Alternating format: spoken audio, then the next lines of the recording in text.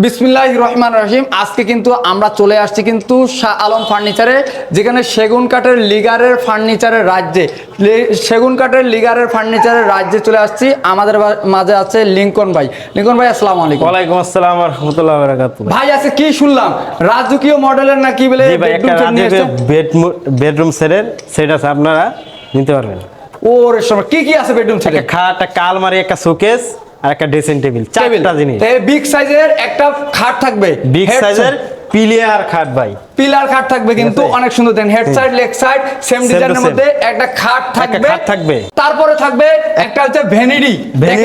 অসাধারণ অসাধারণ একটা ভ্যানিটি থাকতেছে কিন্তু অনেক সুন্দর। ভিতর বাইরে যা আছে সব সেগুন কাঠ, সেগুন কাঠের মধ্যে থাকবে। নিচে থাকবে কিন্তু দুইটা পাল্লা, দুইটা ডয়ার থাকতেছে কিন্তু দুই সাইডে দুইটা পাল্লা, দুই সাইডে দুইটা ডয়ার, মাঝখানে একটা ডয়ার, একটা পাল্লা কিন্তু থাকতেছে অসাধারণ। তারপরে থ্রি পার্টের একটা আলমারি, থ্রি পার্টের আলমারি ভাই, থ্রি পার্টের ভিতর বাইরে যা আছে সব সেগুন কাঠের মধ্যে থ্রি পার্টের আলমারি।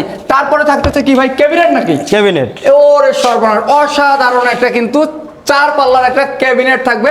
নিচে থাকবে দুই পাশে দুইটা পাল্লা, মাঝখানে থাকবে একটা ডয়ার কিন্তু।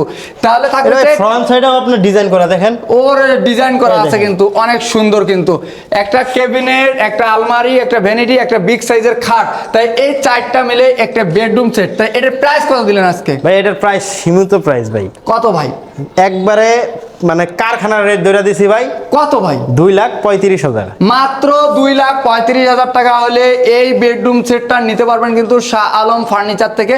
তা শাহ আলম ফার্নিচারটা কোথায় অবস্থিত একটু অ্যাড্রেসটা বলে দিবেন ভাই। আমাদের অনেক শোরুম আছে। আমাদের এই শোরুমের ঠিকানা হইলো উত্তরা 10 নম্বর সেক্টরের পাশে, রানাবোলা বাবনাটেক নতুন রাস্তা। যদি কেউ চিনতে না পারেন অবশ্যই স্ক্রিনে দেওয়া নাম্বারে ফোন দিবেন, আপনার ফোন ধরে রিসিভ করার চেষ্টা করুন। শাহ আলম ফার্নিচারে কিন্তু ভালো থাকবেন, সুস্থ থাকবেন। আবারও দেখা হবে নতুন কোনো ভিডিওতে। আল্লাহ হাফেজ। আল্লাহ হাফেজ।